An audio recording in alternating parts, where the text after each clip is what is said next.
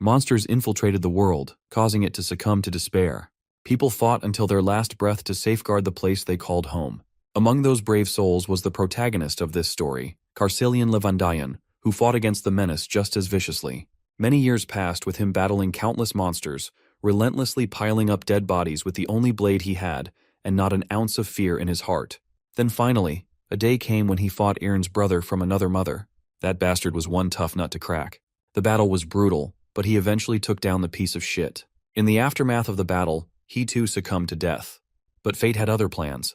With his soul drifting through this endless void, he met a human boy hailing from some planet known as Earth. The boy's name was Seo Dojin, who was on the brink of death for some unknown reason. Before dying, he wanted to make a simple request to Vandayan, who immediately refused even before listening to what this boy wanted to say. After all, bro just wanted to die peacefully. He was done with all the shit. He lost his country to the monsters, lost his loved ones, and eventually died a dog's death. While this boy, Seo Dojin, didn't really want to live either, he desperately wanted his family to have a good life. Well, it seems like Vandayan is finally ready to listen to this dude's request. The boy lights up like a kid in a candy store and musters up the courage to say he wants his family to live peacefully. And so, our boy gladly takes on the job to protect this boy's family, and finds himself on Earth. Now rocking the body of that teenage boy Dojin, our guy is on a mission to infiltrate Namsan Gate, which is ranked C for obvious reasons. Only registered heroes are allowed to enter, so the automated machine keeps blaring at him to scan his ID card, which our guy obviously doesn't have. He simply crashes through the guarded and authorized building to enter the gate, triggering the security alarm blaring about the infiltration. Once inside, he starts walking around trying to find monsters to smash. That's when he stumbles across a party of heroes, folks who have official licenses and permission to be there. They assume our boy is someone who got lost and offer to show him the way out, especially since they're heading for the exit too. Dojin stays silent, giving off a weird vibe. Even these heroes can tell something's off. He's wearing casual clothes and doesn't look like a hero at all. Sure, porters nowadays dress more casually, but our boy's outfit is way too simple for its own good. And what's up with that bag on his back? For all they know, he's probably just a clueless porter who got abandoned by the party he originally came with. Then again, they're not so sure. Dojin finally speaks up, acknowledging why they're feeling super skeptical, but makes it clear he came here on his own without any hero's party. Hearing this, one of the heroes sighs, understanding the reason behind our boy's presence. He has seen plenty of cases where people catch a hard boner to become a hero and hunt monsters after watching some flashy TV commercials. But that burst of motivation can get someone killed real fast if they barge into gates recklessly without going through legal procedures. First, you need to get officially certified as a hero. Then you go through training and testing. Not to mention, this gate is C rank for a reason. If you're a rookie just starting your career, you better go find an F rank gate before you lose your life for real. After listening to this dude yapping and generously handing out advice no one asked for, Dojin makes it abundantly clear he doesn't need shit. Naturally, the crew of heroes is bewildered by this kid clapping back with such a cold tone. After all, they were just trying to help. So they get a bit pissed, but the leader tells his comrades to hold their horses. If the guy doesn't want help, then fine, leave him be. The leader is confident this kid will eventually learn the hard way why you don't cover your ears when someone wise is talking. They hope he finds out just how unforgiving these gates are, unlike the TV shows that glamorize being a hero like it's the second coming of Christ. Soon enough, Dojin finally comes across a giant troll staring him down, ready to eat him alive. The monster unleashes an attack, only to miss and hit the ground. Bro moved so fast the troll couldn't even process what the hell happened. Then he balls up his fist and delivers a devastating punch, hard enough to blow the orc's face clean off. It's basically something out of One Punch Man, or Omni-Man on a killing spree. Now that the monster's out of the picture, here comes the juicy part. Time to loot, baby. First, he grabs the sword that bastard was carrying. Then he uses that same sword to dig further into the monster's body and extracts a shiny gemstone. It's actually a low-grade magic stone, so insignificant that Dojin never even bothered with them before in his previous life. But since he's broke right now, he's got no choice. Suddenly more monsters swarm the area, pissed after seeing their buddy decapitated. Dojin turns around and chucks the gemstone so fast it literally blows one of their heads clean off. The other two dumbasses charge in like they've got some death wish they want fulfilled. Well, Dojin's more than happy to grant it. While he's wreaking havoc, we cut back to the crew of heroes trudging through this monster-infested territory. Currently, their minds are still stuck on the encounter they had with that young man. The orange-haired woman is actually worried about Dojin's well-being, fearing he might end up dead. But the leader of the pack assures her that's highly unlikely. If he is some unauthorized guy who barged into the gate, agents from the control center will find him soon enough. Those agents on missions are always B rank or above. And since this gate is C rank, there's no way in hell he's dying here. As long as the kid steers clear of recklessly rushing at monsters, he's got no chance of losing his life. The Baldy agrees with his leader's assessment. He's pretty sure the arrogant brat must be trembling in fear, waiting for the agents to save his ass from doom. Well, the story is pretty much the opposite. It's our guy who's literally making these plus-sized sandbags shake in fear. One punch and the prey is down. He's so fast they can't even touch him, let alone crush him under the weight of their blades. He appears right behind one of the dumbasses and delivers a kick so hard it demolishes the guy's head. With all the suckers down, he grabs one of their swords and proceeds to harvest the sweet magic stones all for himself. After a while, he's done stuffing his bag and ready to leave. Though honestly, he's pretty disappointed with today's grind. It's basically dead weight in his bag, all those low-grade gems. Right then, one of the agent guys finally spots him and calls out to his buddies. Before our guy can fully turn, those suited men give him a tough stare down. First, they explain they're from the gate control center and suggest he show his hero registration card. If he's unregistered, he has to come to the control center with them. Our guy isn't sure about that, which makes the suited dude tense up even more and get colder, insisting he cooperate and follow the proper procedures. The only response the suits get is annoyance etched all over our guy's face, and all this unnecessary drama killing his mood. Then again, bro ain't got the energy to argue. He just turns to leave. Since words aren't working, the suits threaten handcuffs if he refuses to comply. Physical force may be used if necessary. One of the more impatient ones dares to grab our guy's hand and threatens him with the injuries he'll sustain if he refuses to cooperate. What's worse, all responsibility will be on his shoulders. So it's everyone's best interest to solve things with words, not violence. Seems like Dojin's done with all the yapping, so he grabs that bastard's hand back and warns him to stop sticking out like a thorn in his path.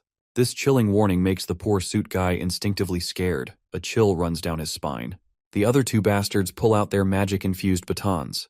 They're actually grade 4 magic staffs, powerful enough to subdue an orc.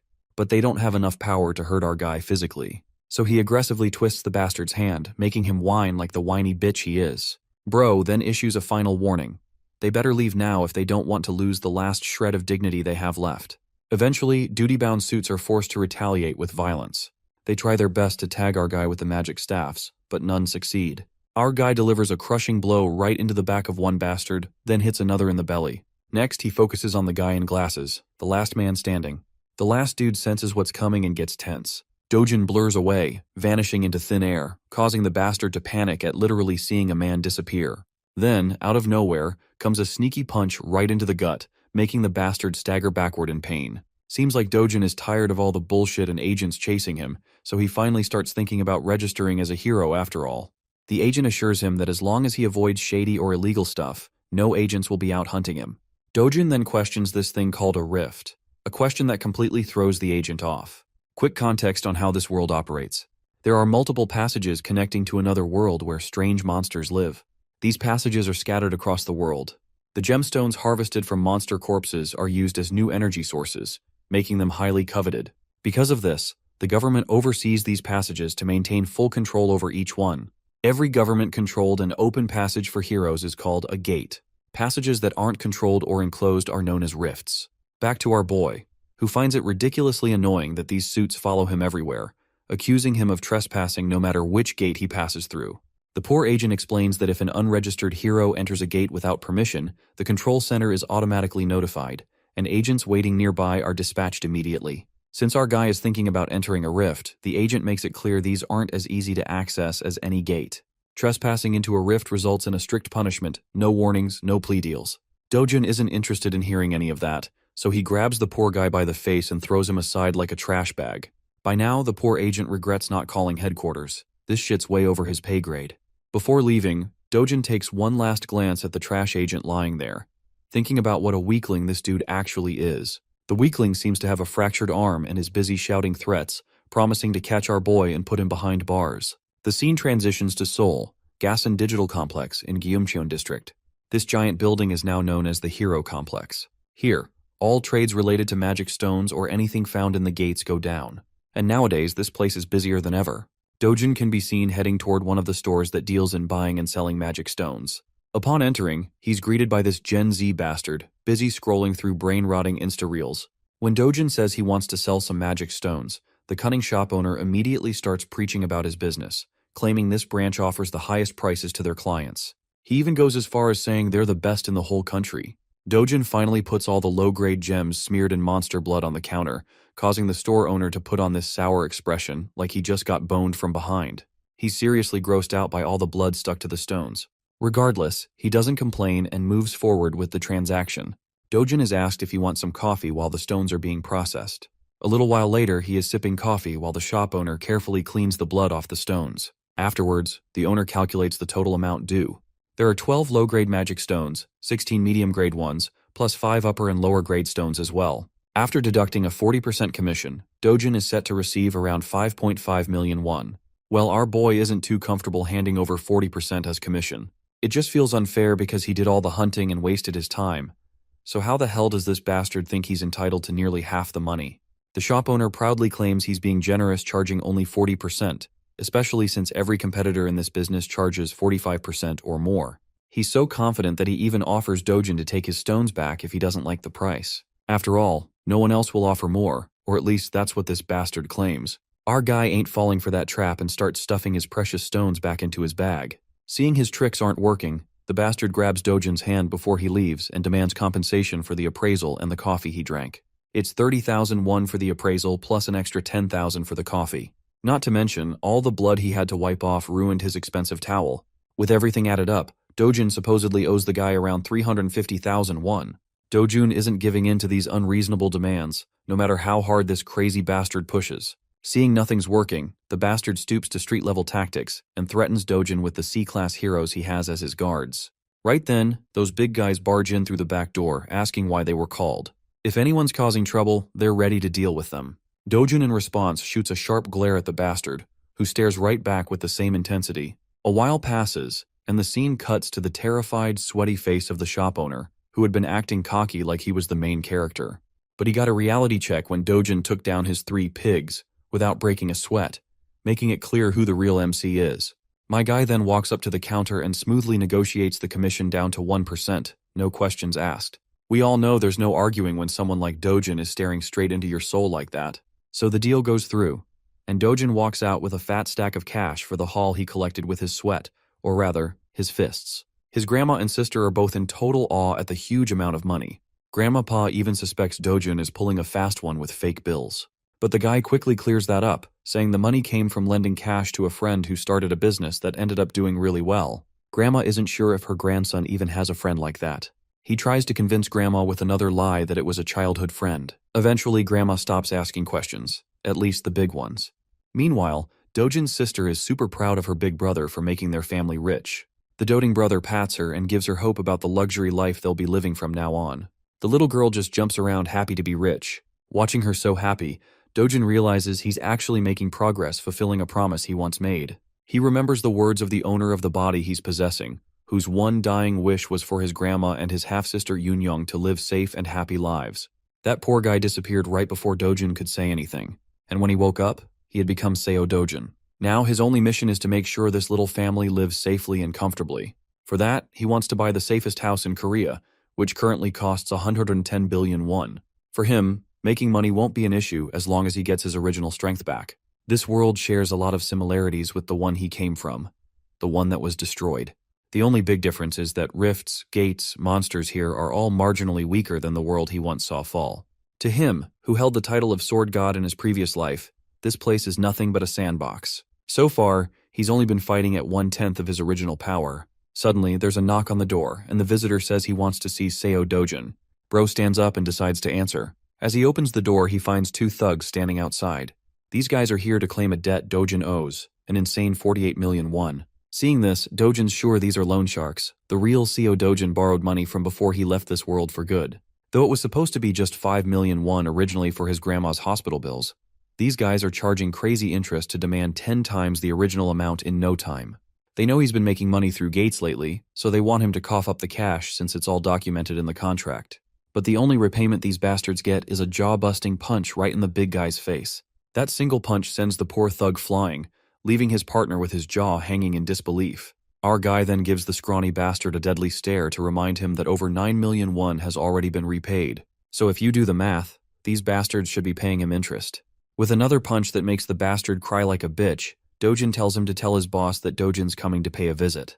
The scene then cuts to the shopping mall, bustling with life. There, we see sweet little Eunyoung lighting up a kid in a teddy bear store. Dojin brought her here for a shopping spree. Today she's free to get anything she wants. You know, our boy wasn't always that soft-hearted Pookie in his previous life. It's the original Dojun's memories that revitalized his dry emotions. It makes his heart warm up to see how kindly Dojin treats Eunyoung, even though she's only his half-sister. So he wants to keep doing the same and make sure to give all the love he can muster for this little girl. The little girl finally chooses a stuffed toy she really wants. It's a small but cute bunny. She picks it modestly, making sure she's not being extravagant. But Dojin picks a way bigger stuffed toy for her. He doesn't want her to hold back at all. It's her day, and she can pick whatever her heart desires without thinking twice about money. They both treat themselves to some good food too. As they enjoy their meals, an unfamiliar voice calls out our boy's name. It's a middle-aged woman followed by a bunch of bodyguards. This chubby MILF seems like yet another trash talker who loves to hate on our boy. First, she points out his lousy sense of dressing. Then she questions the girl sitting next to him. She's bold enough to throw a jab, saying he must have knocked someone up and had this girl, just like how his mother brought him to this world. Of course, these sharp jabs infuriate our boy beyond anything. Meanwhile, the little girl has no clue who this lady is or why she's trash-talking so casually. This MILF then promptly turns her attention to the girl and asks her name. The girl introduces herself as Lee Eunyoung, which makes this trash MILF realize she's Dojin's sister. Out of habit, the woman throws a jab at her clothes too, calling her a mess. This bitch isn't sparing her deceased mother either. And all of this is just getting on our boy's nerves real bad. But for some reason, he's holding it all in, not trying to get aggressive with her provocations. Even this MILF is pretty astonished at how Dojin is keeping his composure, not falling for her traps. So this bitch decides to go one step further. This fat piece of work is bold enough to ask a child the meaning of harlot. Well, that's the last straw. Dojin snaps and calls her an ugly woman who belongs to a tribe of orcs. Of course, the woman is left wide-eyed and mind blank after getting caught off guard. Let's have a little context to understand why Dojin has been tolerating this woman only so much. You see, Dojin was born an illegitimate child and lived in poverty. At the tender age of 7, his mother died, and he barely made it to his father's house. With his father marrying a new woman, he was shunned by everyone. It only got worse after his father's legitimate wife gave birth to a son, and Dojin was ignored completely. Things got so bad that he got kicked out of the very house he lived in. So he lived with his half-sibling at his grandmother's house.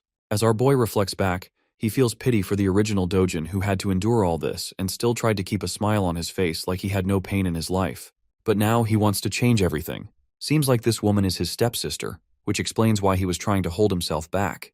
But he won't tolerate her no more. He recalls how he shared a roof with this orc of a woman, and she's just as disgusting as ever. Not only is her personality messed up and her appearance orc-like, she's also dumb as hell. He further crushes her spirit by dropping brutal bombs on how she's a wreck with an inferiority complex. That's the only reason she projects her insecurities onto others by calling them ugly. She's just a gold digger obsessed with others, and that's the real truth the world should know.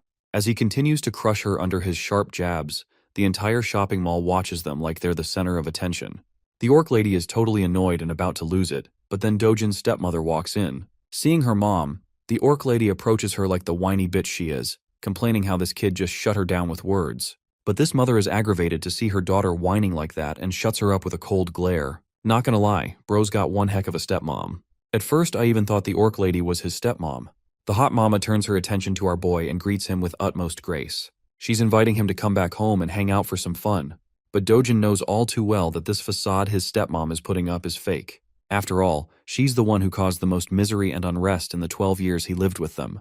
The woman continues reminding Dojin of things he never wants to remember, triggering his PTSD and making him go full serious mode. With a tone colder than your mother's jokes, our guy tells this bitch to get the fuck lost. That's a major slap to her dignity, being shit-talked by someone younger than her. She just twirls around and leaves with the last bit of dignity she has left. For real though, she wasn't expecting him to clap back so sharply. She's left wondering if he's the same guy who would just lower his head even when she slapped him for no reason. Her bitch of a daughter follows along, with their bodyguards also following the both ladies. Honestly, these guards played the perfect role of mannequins in this ordeal. Let's shift our attention to our boy. Seems like these two girls totally ruined the time our duo was having. So our boy decides to be on his way too. The way he reacted to his stepfamily was intentional. He wanted to make one thing clear. The Seo Dojin who couldn't even speak up for himself is gone. It's high time his trash family realizes that. We then cut to a Mercedes zooming down the road. Inside the car, we see both the trash mother and daughter. The daughter is pissed at her mom for just walking out quietly instead of putting Dojin in his place. As she vents her frustration and curses our boy for the humiliation they suffered, the mother orders her manager to answer why Dojin is still alive. While Baldy has no clue how this dude is alive, it doesn't match the reports.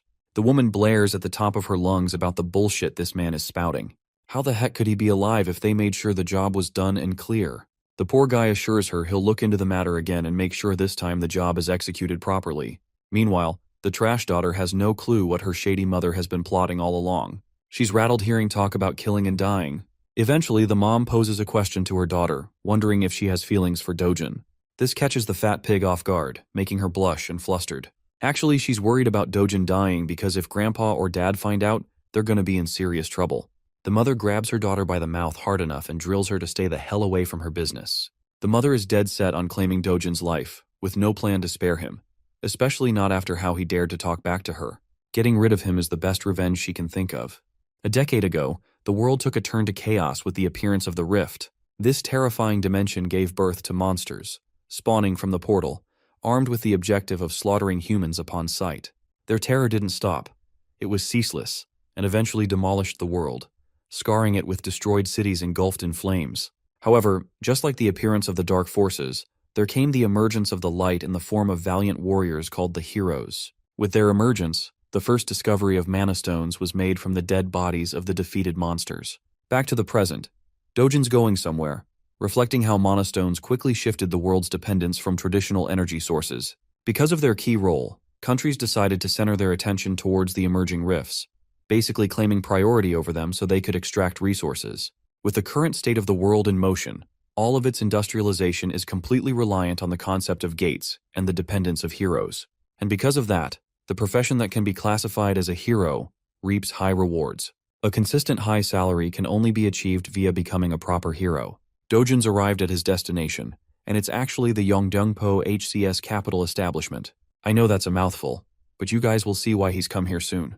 He finds himself entering the building, and upon first glance, the boss and his clowns look like your average run-of-the-mill thugs who want to scare people with their ugly faces. But Dojin is pretty chill about the situation. The boss puts out his cigarette and points out our boy's audacity to not only beat the crap out of his goons, but also to show his face at the door. It really shows that Dojin really doesn't give a flying fudge about anyone. He cleverly tells the organization's owner that, in reality, it's actually Dojin himself who found himself at a real loss. That statement is ridiculous from the point of the view of the boss, so he seeks clarification on what our guy means. Dojin clarifies that actually, he's come here to receive his well-deserved compensation. After all, he's endured mental, physical, and materialistic losses all this time because of the existence of these clowns. With his strong and serious words, the boss has noticed one significant change from the boy's personality. Something about the kid has changed. He's no longer the soft-spoken spirit or the gentle person he was. Then there's the added evidence that this same kid destroyed the lackeys he sent to his door. All things considered, the boss's leading suspicion is that Seo Dojin must have experienced a unique kind of awakening throughout his experiences in the gate. Despite knowing this, Dude still decides to act arrogant and tells Dojin that his newfound confidence because of his awakening will become his own undoing. The hypocrite calls our boy for being overconfident in his abilities, and to back up his claims, he brings over a bunch of grumpy men to intimidate him. Of course, he can pack all the muscle he needs, but to the experience of the sword god, they're practically insects in comparison. The boss is talking out of his ass and states that even those awakened people end up getting killed like deadweight and low-class heroes in the end. The funniest part? Bro is under the assumption that Seo Dojin is nothing beyond the level of a D-class hero, and that his organization can easily stomp on someone as weak as that. Meanwhile, Dojin is just chilling on the sofa in the background while 5 guys are staring him down. Without showing even a hint of amusement, he orders the boss to sit the heck back down. The boss is astonished to hear him continue to speak in his previous tone, while Dojin emphasizes with a serious face that he's not done talking. Hearing him say something like that, one of the guys decides to get his balls tripped up and challenges Dojin. Amusingly enough, our boy happily takes off his glasses, adding more to his confusion. And then he hammers a Mike Tyson ballistic universal machine gun rocket punch 9000 in his damn face. The dude is sent flying from the impact while his friends are at a loss for words. But that's not all, because the beating is shared among the group as Dojin knocks down another one. Keep in mind that while he's beating their asses, he's calmly making his points too, sharing his knowledge of the boss's secret shady business underneath the cover of a money-lending business. Dojin aims to punch down an orange-haired punk and proves his knowledge of the counterfeit identification business he pulls. Having landed his punch, he tells the boss that he's in search of a hero identity to officially register as one and make money. Ducking the strike of the final guy, Dojin returns the blow with triple the love. And that's how he made the entire group sleep with his special sleeping routine. Works 100% of the time. Dojin continues his demands, stating that he's in need of a foolproof identification that doesn't cause any trouble for him in the future. The boss is left starstruck by what happened in the span of a few seconds. Our boy reminds him that he's only got one day to forge the identity for him. Some of the men didn't intervene in the fight, by the way, which is a compliment to the NPCs because they're the type to challenge God while being a level 1 rookie in most stories. The boss is out here tripping for life as he begins to question and assess Dojin's skill level. At the least, this guy appears to be B-class in strength. Bro is so lost in his thoughts that he has to be reminded by the kid to snap out of it. He happily accepts the job too. Finally, Dojin grabs his shoulder politely and contrasts it with an intimidating expression on his face. He wants to know if Hong Heju, his stepmother, ordered a hit on him. Of course, this is actually pretty much the case, evidenced by the conversation she had with her daughter and assistant earlier. The boss is at a loss for words until Dojin forces his grip so hard that the guy yelps in pain. Even his scrubs are looking helpless for their boss. I have to say they should really change their barbers too. Anyway, the boss breaks down and reveals her heinous strategy. This cruel scheming woman actually wanted to suck the life out of Dojin's bank account, forcing him to so much financial instability that he doesn't have any other way but to take his own life to escape from it. Now that is a definition of an evil fucking plan, especially towards your son, even if cast away. Those were her orders. Dojin hears this, and after enough of his begging and crying, he lets the man free, questioning if that's also one of the reasons they locked him inside the gate.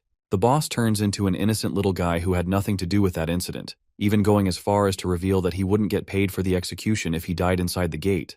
That's probably one plausible reason why he couldn't have done something like that, and it already has Dojin thinking. He utters the words Kang Cholwoo, which is actually the name of the guy who brought him to the gate in the first place. Effectively, Dojin wants to know every last piece of information of the guy until tomorrow. With his 2 demands stated, he leaves politely, completely changing the atmosphere of the room from which he first entered. After that conversation, Dojin is left with a deep contemplative state again. The real Seo Dojin only had one desire. He wanted to protect his little sister and his beloved grandmother no matter what. On top of everything that happened, it just adds another layer of misery and shows the kind of life the poor kid had to endure while being helpless. But not to worry, because the sword god is ready to do what he must in order to set the record straight. The following day, guess what? Our boy's officially registered. And he's also got a B rank rating, which is convenient, unlike all the other stories where the main character just has to be at the lowest possible rank for style points. Tapping the card on the machine, he proves the card's legitimacy because it recognizes his identity into the system. However, it warns him that the rank is still lower than the dangerous quest he's about to take. This is actually pretty annoying to our boy, who thinks that maybe he should have peeved the bastard to assign him a higher rank so that he couldn't run into these problems. Despite the system's repetitive warnings not to enter the gate far above his level, Dojin doesn't give a damn and goes anyway. Let's talk about the specifics of the Night Island gate. It's actually just a B-rank gate, but the logic doesn't mean a B-rank hunter can survive it. Heroes are always recommended a class higher than the gate rank for mission safety. Anyway, the scale of the dungeon is considered rank D, which means it's spread out and will be difficult for solo hunting. The good thing, however, is that it's in the form of tunnels, which means to some capacity, solo hunting won't be that hard for him this time. Because of the gate's scale, it is highly recommended that an A-rank hero take on the task. But the words risk and danger don't exist in our boy's dictionary. If anything, the worst that could happen is that he'll have to face off against an entire fleet of monsters in a narrow tunnel with little to no room. Dojin smiles at his first opponent, which is a giant serpent with a chaotic purple aura. For most heroes, this would be a sign of terror, but for him this is a sign of good luck, as he prepares his gauntlets to get the battle started. Oh, and by the way, the serpent has a bunch of its friends too, and their tongues remind me of the Alien movie. Anyway, they do their best to attack, but it's pointless because our boy is such a killing machine that he snatches and collects the mana stones like the monsters never even existed. The Black Killing Viper is a class of monster that is known for its hyperactive paralysis poison that can knock anyone down even with the slightest contact. With that in consideration, Dojin charges to propel himself at bullet speed and launches full swing. In a short span of time, he's about to slice and dice the creature all over its body, splashing blood until he severs the monster in half. With the creature defeated, Dojin notices his equipment. The gloves he purchased are ensuring the poison doesn't get in contact with him, and for the price of 300,000 won, they're holding their ground. Returning to the hunting session, Dojin turns his attention to 4 more of these ugly limbless lizards and begins blasting right through their heads with his powerful speed. More and more blood splashes out until the vipers are sent to the afterlife. Dojin stands there, busy searching for a bunch of magic stones by clawing from the monster's flesh. To his disappointment, there isn't any magic stone around. But this is according to the rules of the previous or the original world, and in that, these monsters only have a drop rate of 3% for mana stones. This means that he's got to hunt down at least hundreds of them for good loot. Walking his way along, he discovers Mr. Bonehead. You might be thinking it's the boss, but Dojin's got a different opinion, and as he asks the oversized serpent if he's the boss monster, because definitely the snake will answer like a good friend. Anyway, Dojin thinks it's a good thing this big guy appeared because he won't have to worry about getting lost anymore. Spiraling into an immediate strike, he plans to end the battle quickly to return home. But then, an unexpected thing happens. Despite having successfully landed a brute strike, his punch doesn't have any effect on the creature. Bro just gave him a tattoo on the head instead. While he's in the air and unable to dodge, the creature bashes him into the wall with its tail. Dojin sits there having crash landed. It probably gave him a reality check about the boss monster's strength, I think. The creature whips out its poisonous fangs and hisses at him like the average girlfriend when she's hungry. The creature attempts to bite him down, but luckily he evades the attempt. Using the momentum of his evasive maneuver, he bolts right back into motion with a powerful punch that connects with the creature's body and leaves more cracks against its hard shell. From this second attack, one thing has been made clear to him. The boss monster has an unusually tough exterior, making it a greater challenge than the rest of the vipers he disposed of. The shell is so powerful at his current level that he can't penetrate with one strike alone. This reverses the situation on him, making him question if he should aim for a different battle strategy. At his original strength, the sword god would mop the ever-living floor with this beast. But then suddenly he notices something. It's the sword of the warrior who lost his life fighting the boss. And now you guys are about to know why he's called the sword god and not the fist god. Even though the weapon is extremely worn out after the fight, he grabs hold of it, believing that a sword is only as competent as its wielder. With that knowledge in mind and the blade armed in his hand, he walks towards the monstrous snake. The creature propels itself forth to strike him down again. Bursting with incredible speeds, Dojin responds by going high up into the air, proudly declaring that the creature should be honored that he's going all out to kill the beast with a sword. Despite the sword's condition being crap, this guy literally unleashes so many flashing cuts in the span of a few strikes that it leaves the snake's body eviscerated. The serious fight turns into a funny conclusion with the snake dying in the background while our boy's sword is reduced to dust. It's a good thing he wiped the creature out while it was still holding on. With the boss monster dead, Dojin thinks of a smart idea that I don't really see many other protagonists implement. He takes off one of the fangs of the creature, believing it could be used as a nice material for a short sword with a bit of refinement. Considering this as a reward for his journey, he exits the gate. By the time he's exited the gate, it's already a starry night outside. He spent more time at the B-rank gate than he thought, and with the way things turned out at the end, it only pushed him to pursue and restore his strength back to full health. Also, he's a bit happy that his old friends don't get to see this weak version of him because that would be embarrassing. Back from the hunt, he goes to appraise and sell the magic stones. Before him, there's actually another hero who has come to present his great stash of magic stones. The cheap-ass receptionist treats him like shit and points out that the commission rate is the same as 40%. Even the innocent guy can sense the bullshit behind that overly high rate. He even calls it out, stating his concerns and calling himself a normal guy. The receptionist, just like what he did with Dojin, clarifies that their rate is actually the lowest among all the appraisal trades. The gate center is 5%, but that's without taxes. From the perspective of the sleazy appraiser, this is a great deal for heroes to have that earns them good money. The cash is handed to the hero, who doesn't really complain much, except concerningly asking about the dude's messed up face. The funny thing is how this guy is still repeating the same script even after getting his face bashed in. Bro plays it off, stating that a psychopath first obliterated his guards, and then he left him with this treatment. The hero thinks it's actually the fault of the receptionist for keeping low-ranking guards around at the C-rank level. After all, rank isn't the only thing that matters in their world. Skill plays a huge role too. Rank is actually a false representation of one's abilities and only updated to keep the system intact. The hero is wise to mention that the people of the same rank have a huge variance in skills and abilities, so they can't all be treated the same. Then there's also a difference between a lame watchguard who sits all day guarding the shop and a hero out there who is actively hunting down beasts for a living. Even though this guy is actually giving him some solid advice, the joker of a receptionist just wants him to stop yapping and leave already, which he does, offering to help the little dude out if he ever needs something. As he's leaving, our boy walks right past the guy, looking as cold as ever. Upon seeing him at once, the receptionist flinches and bugs the F out. He points at Dojin, shouting that this is the psychopath that made a mess out of him. Turning back to face them both, the hero is actually pretty impressed. He notices our boy's lean physique for his height. Still, the fact that he made a mess of the guards here spirals the man to gear up for a fight, questioning if he's the troublemaker. The one thing I like about this guy is that he isn't offended for petty reasons. He actually believes that Dojin is misusing his powers as a hero by bullying civilians in his normal life. Of course, it couldn't be further from the truth since he only knows one side of the story, but it's still quite interesting to see realistic characters. The receptionist is enjoying the scene, knowing that this guy is actually a 7-year-old veteran hero. If something happens to him here, the guy has plenty of connections he can abuse by giving them Dojin's name. Without really giving a damn about who he is, our boy turns back and simply tells the boomer to piss off. This only spirals the guy into being provoked, because all of a sudden now it's really looking like he's being an asshole. Dojin asks if the guy is looking to exact revenge on him. Hearing those words, the veteran hero is provoked. However, being the responsible hero that he is, and from the experience he has, he knows that it is unwise to take battles against other heroes as it almost always results in deaths. It's actually an even higher rate of death than a fight against monsters. Recalling that fact, Bro literally chills out and turns his back, leaving the receptionist at a loss for words. Dojin turns to the sleazy appraiser and asks if he's got a problem he's looking to address. Before the guy could answer, he tossed a bag full of magic stones to appraise and convert into money.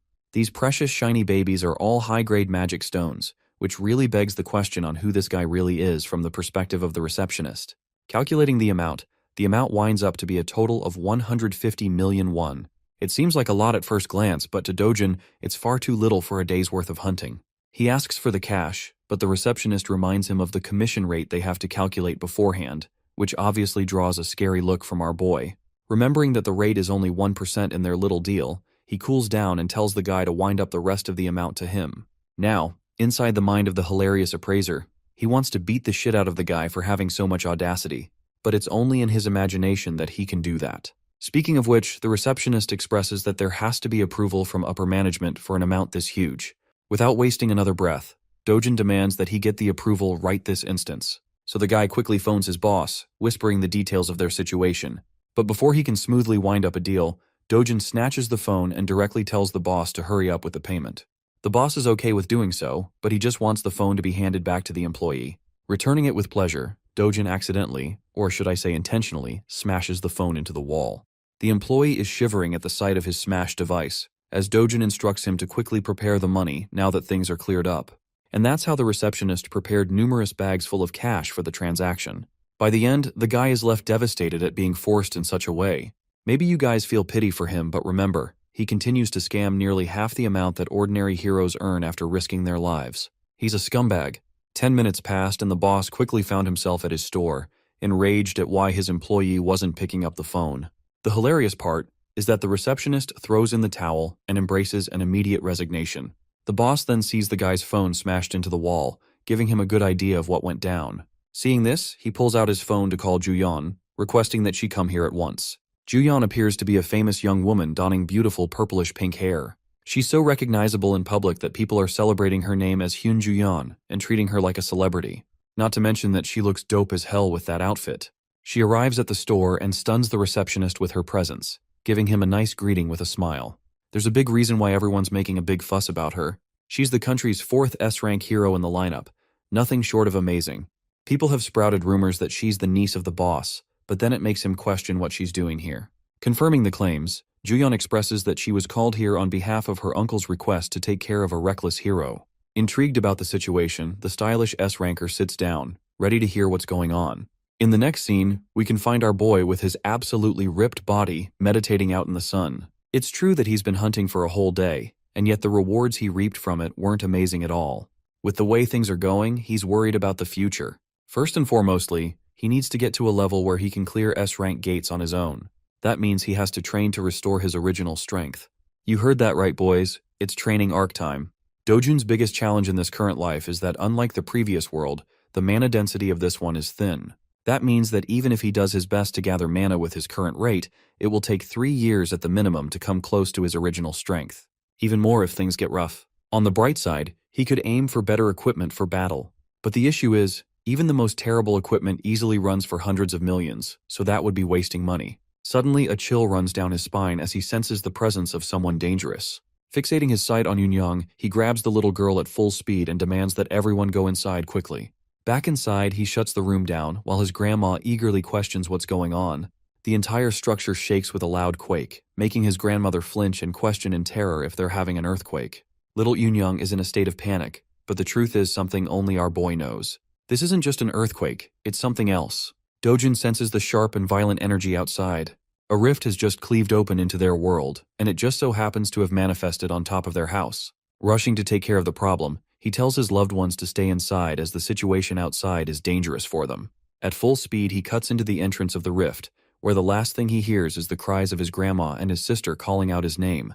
The scene switches to the Seoul Hero Association, where its members are made immediately alert at the sudden emergence of a rift on top of the Mapo region.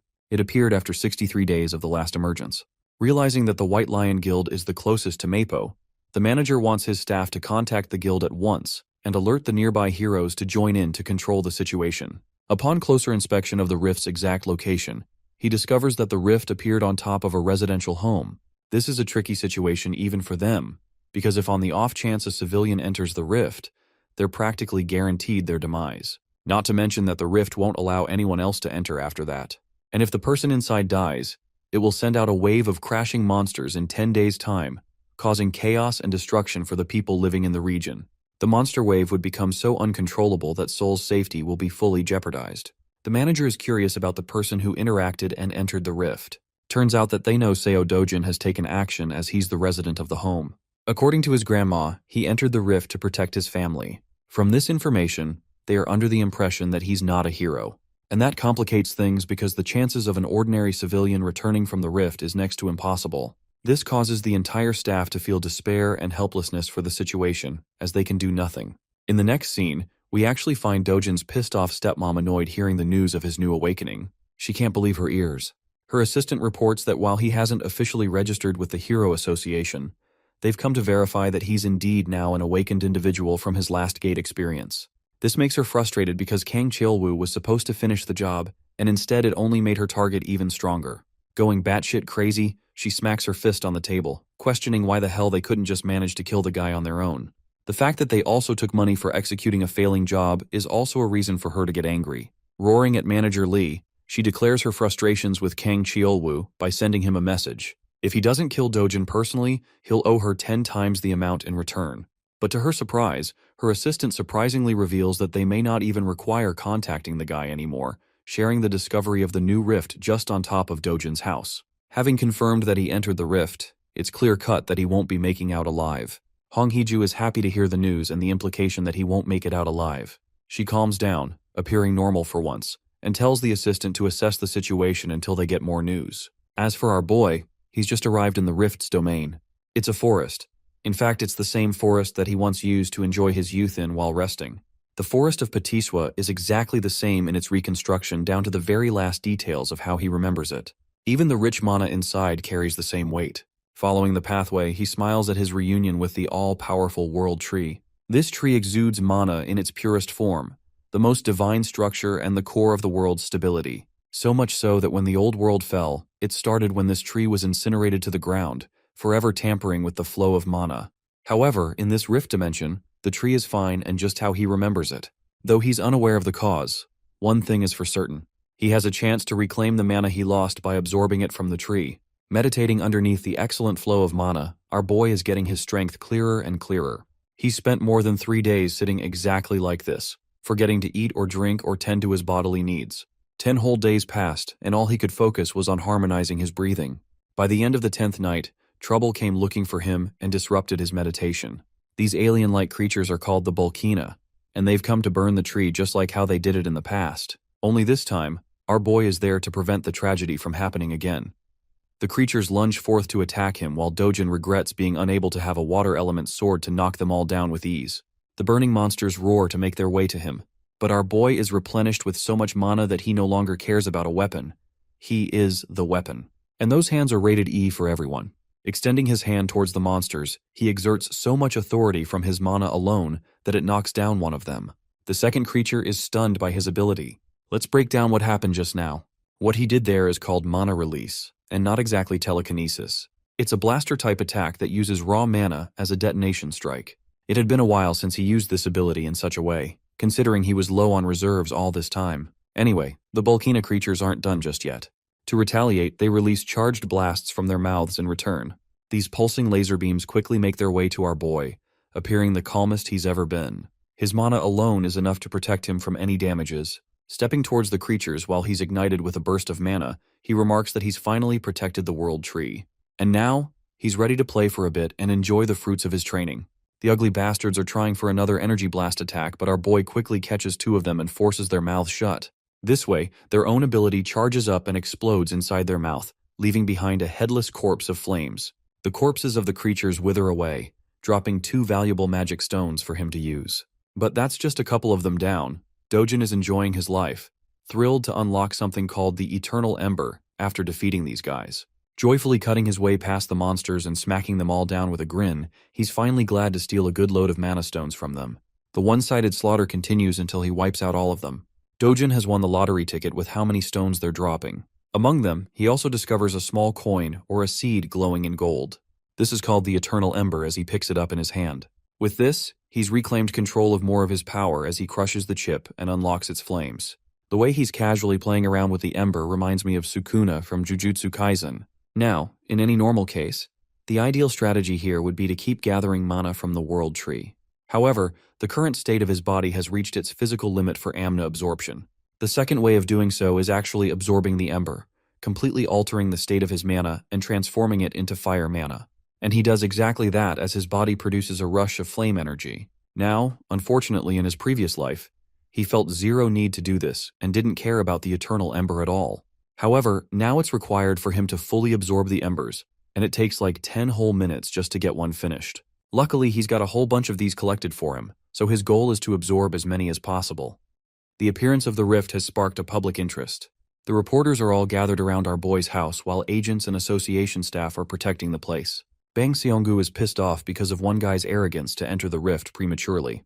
I have to point out that he looks like a carbon copy of Yeonho from Solo Leveling, but with a cleaner haircut, I guess. We also have our protagonist, but with blue hair. This guy is called Kim Hyunwoo, and he sympathizes with Dojin's actions to save his sister. But Seonggu doesn't buy that explanation at all, accusing our boy of heading in like a greedy guy who wasn't ready for the consequences. It would have been fine if he unalived himself the normal way, but if he dies in the rift, the place will become a detonation ground for monsters to come pouring out. And that's the issue, really. Hyunwoo asks for Gilma's input, and apparently Gilma has told them to just do things according to the protocols. Hyunwoo questions the recent emergence of rifts popping all over the world in various countries like the US, China, Switzerland, Turkey, and the UK. That's one reason Gilma is having a hard time managing so many rifts all at once. This kind of phenomenon doesn't really happen every day, and yet some of the nations were able to easily contain the threat with ease. But for South Korea, they're out here pissed as hell because their situation could very well turn into a disaster because of one guy. Seonggu is so pissed that he wants to beat the crap out of the dude who went in and is begging for the rift to throw him out. Speaking of the gargantuan purple gate, 28 days have passed since its first appearance. The same goes for the number of days Dojin has spent inside. Now, the Hero Association is afraid and has already cautioned the threat as a level 1 wave. Dojin's identity isn't revealed to the world just yet for privacy reasons, but they're calling him Ordinary Person S for now. While the rest of the world is clueless about Dojin's identity, the boss of the money-lending organization catches on quickly and connects the dots. Even his assistant confirms the report to verify the information of his involvement. Kim Myong-gu plays as the right-hand man to the president Hwang Chang-seob. Chang-seob is curious and wants to know Dojin's chances of survival to make out in One Piece. Yes, I said the thing. As a ritual of this channel, the One Piece is real. Moving on, the assistant is pretty damn certain that an ordinary person has roughly less than 1% chances of survival. But the mere mention of Dojin being treated as an ordinary person carves an amusing smile on Chang-seob's face. That same regular so-called person put his men in the hospital and gave them bandages for weeks. From the perspective of the world, they're vastly underestimating the abilities of the one civilian that went inside the rift. Now, Chang-seob is also interested in hearing the chances of someone surviving as an awakened individual. For that, his assistant believes that it would ultimately depend on the level of the hero, and it's tough to make a judgment call without accurate information. Even Chang-seob admits that fighting ability is different from pure surviving ability. And then it introduces a whole different level of complications when you're inside a rift of all things. Anyway, one thing is for certain. The bastard hasn't changed his ways. Changseob wants to protect Dojin's family, but not for noble reasons. Nah, this scumbag intends to sell the organs of his loved ones in case he doesn't make it back. And even if he does, he's gonna pin the blame of debt on him for taking care. This guy's the embodiment of a leech. The scene transitions to the mesmerizing world tree. Here, our boy is going full speed into his training arc as his body is now thriving with flame mana. He doesn't even know how much time has passed, but he's been grinding by absorbing hundreds of the firestones.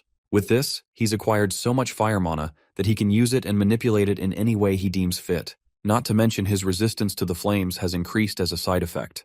Comparing his past self with his current self on the basis of fire attribute alone, he thinks he's surpassed his past self in a small capacity by mastering this ability. Embracing the world tree, he shares a tender moment with it. It's always served him in the time of need, even in the past, and even now. Because of that, Dojin is grateful for everything it has done for him. As for his mana stones, he's made up a small bag using vines to store them all. With the stones collected and stashed, Dojin fully understands that he'll probably never get to see the angelic tree again. But even still, he's hoping for their paths to cross if the divine tree ever finds itself in danger, because when that happens, he will be ready to protect it with his life. Now, I don't know about you guys, but I really enjoyed this gentle scene. That night, Dojin finally steps out into the outside world, emerging from the rift as a whole. Luckily, he doesn't sense anyone to be around, suspecting that most people probably thought he already died inside and that a monster wave would pop out at any time. However, he does detect the presence of someone strong nearby. Deciding to chase them down, he rushes to find the source. Shortly afterwards, he stumbles across the two agents. One pissed off and the other relaxed, both Hyunwoo and Seonggu from last time. Now he understands that these guys probably represent the association from their outfit alone, which means in the off chance he gets caught, things will get really problematic. To combat that issue, he whirls up a ball of flame and chucks it into the air with a forceful lunge. That attack winds up finding its way across the building, resulting in a loud explosion upon detonation. Both Hyunwoo and Seonggu were on red alert the moment they heard the crashing sound. Realizing that it's actually fire, they decide to chase after it.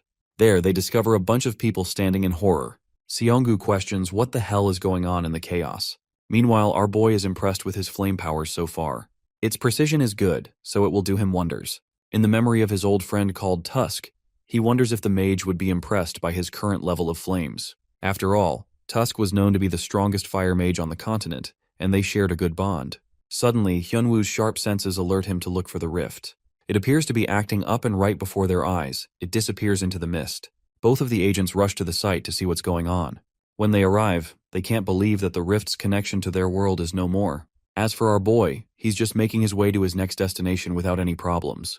News breaks out the following morning concerning the state of the rift that lasted for a month in Mapo. It is announced that the rift disappeared 29 days after Seo Dojun entered the zone, proving the concerns of the Hero Association to be wrong about the monster wave. They have no idea about the unexpected disappearance of the rift, and they're currently investigating what went down. They also have trouble dealing with the cause of the fire that broke out at the time of the rift's disappearance in a junkyard.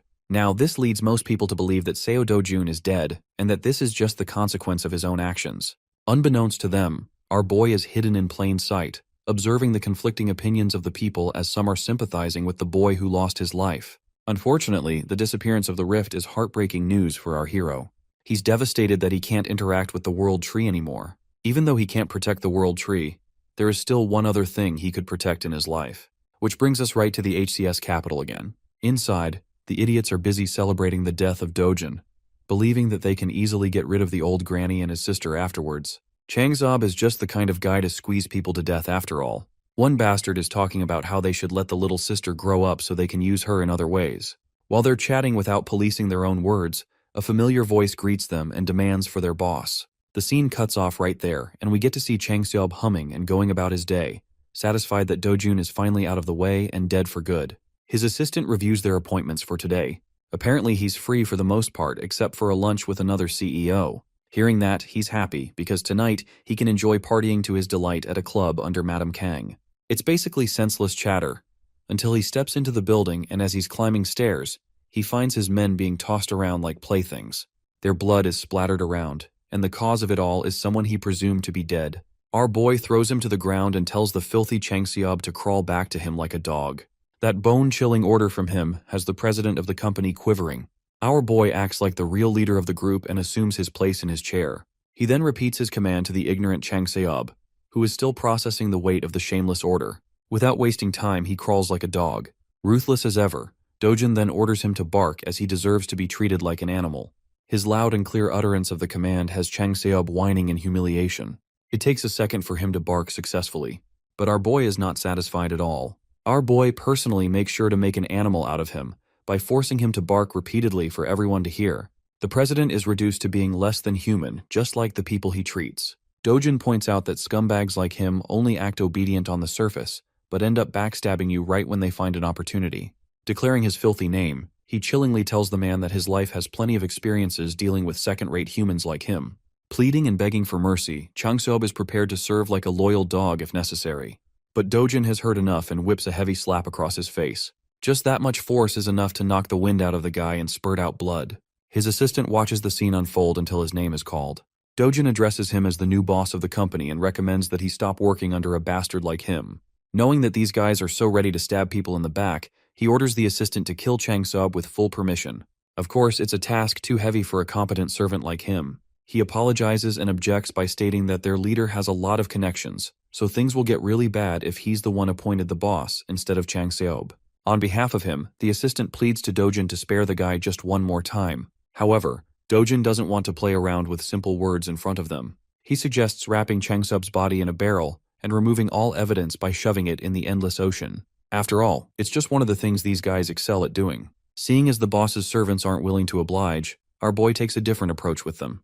Dojin threatens the entire group that he'll toss everyone in the gate as monster food if they don't carry out this order. Yeah, the mere mention of that has Chang Seob reduced to a pathetic mess. He can't take it anymore and keeps on begging for his life, promising that he won't ever betray and will always serve under Dojin. Now, this puts the hero in a bit of a contemplation. Although he could kill off Chang Seob right here and get rid of all his issues, something about him has changed in this life. Admitting it himself, Dojin has grown softer compared to his merciless past self. So this time he agrees, offering the guy a hand. I just know Chang Seob is about to become religious as heck after this, praying to God that he doesn't get on Dojin's nerves again. He goes on to shake the hero's hand, promising to serve unconditionally from now on. But wait, something is strange. Why is his hand engulfed in steaming hot flames? Yes, though Dojin has gotten soft, he's still ruthless. Looking at the man dead in the eye, he reminds the scumbag that it's his final chance indeed. Dojin then proceeds to rip his hand off clean, reducing it to a charred paste. By the end of the meeting, he walks away, ignoring the agonizing cries of the president. He does leave them with a final warning.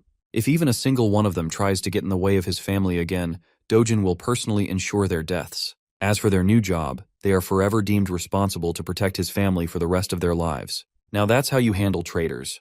Officially speaking, the man known as Seo Dojun was just a blip in existence that vanished along with the rift. In reality, he's actually dining in the local McDonald's. The government, Hero Association, and all kinds of media outlets quickly moved past him like yesterday's news. They all treated the civilian who entered the rift as a dead man. Even if he came out and told the world that he was alive, no one would buy it. Furthermore, surfacing after a solo rift mission would only bring headaches and trouble his way. That subdued dog, Huang Chang Seob, is currently helping him find a new and suitable house so he can afford to move leisurely for the time being. Dojin finally got the chance to feed his sister some delicious fast food. He also informed her of their plan to move out to a better neighborhood, and she could not be any happier. She can now go to kindergarten like kids her age and enter elementary school the next year. When the topic of school came up, little Yunyang's mood took a turn for the worse. Dojin was alarmed. He is used to slaughtering abominable beasts, but coddling a kid is not in his arsenal. He was taken aback when her sister confessed how other kids tease her for being an orphan. Hearing his adorable sister's plight broke Big Bro Dojin's heart. If she does not want to associate with the mean kids, she doesn't have to. Those little bastards will get what's coming for them eventually. Finding out that she wouldn't have to attend kindergarten to be bullied anymore, Yunyang was hyped. Inwardly, Dojin is devising a plan to send his little sis to a prestigious private school where no one would dare look down on her. That night, Seo Dojin found out that Kim Eongu had stashed his grandma and sister in some random motel while he was stuck inside the rift. Glasses bastard almost broke his back trying to apologize. He reasoned that the motel is under the management of their company, so it is safer than any other place. Dojin does not have the energy to mess with lackeys tonight, so he just enters the room and sees his grandma once more. Little Yunyang pounced on him with a bear hug, and grandma held his hand with tears petering from her eyes. She's just glad to see her grandson come back alive. At first, the hardened warrior was stunned, but once he felt the warmth coming from his family, he accepted the love they had for him with a smile. Little Yunyang has taken a liking to McDonald's, so they've been dining in that absolutely real place a lot.